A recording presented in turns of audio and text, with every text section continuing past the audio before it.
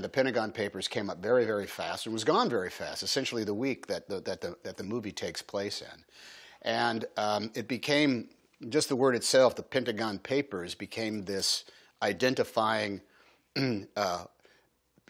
pair of words that we weren't sure what they actually meant. And that was one of the Stevens reactions back in February when we read it. It was all about the Pentagon Papers.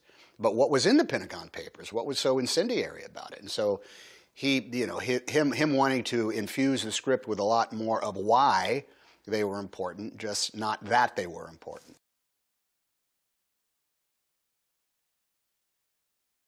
Coming to grips with what her place is going to be in the grand history of the Washington Post. Her father gave it to her husband, and her husband is no longer there, and so she is officially the person who was in charge of not just the newspaper, but the entire media empire. There was radio stations and TV stations as well. But she didn't know how to do it.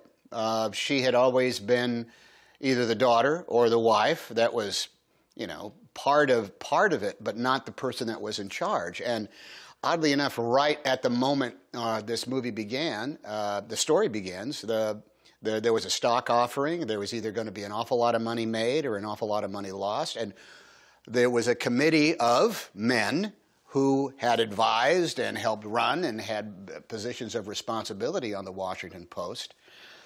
But she had to, I think, first determine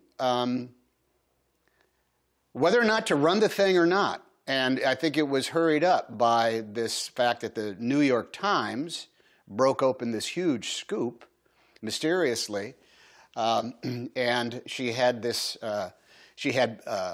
one guy, Fritz, who was played by Tracy Letts, who was saying you have to be careful, you can't get in trouble by publishing this stuff, and she had Ben Bradlee, played by me, who was saying we are nothing but a second-rate backwater newspaper unless we find this story and run it ourselves.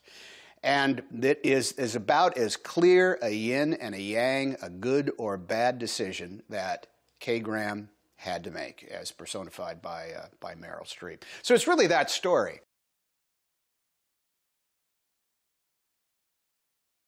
Ben Bradlee was a newspaper man through and through. He loved the business, and he loved what the job was. He loved what the job was, to find the truth, discern what it is, and put it out there and let people decide for themselves.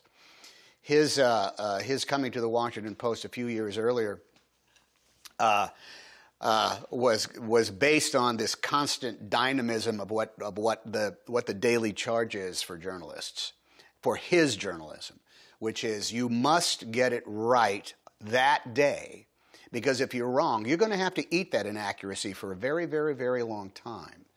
If you do get it right, if you do tell the truth, the only thing you get from is the opportunity to try to do it again the very next day. So he's a newspaper man.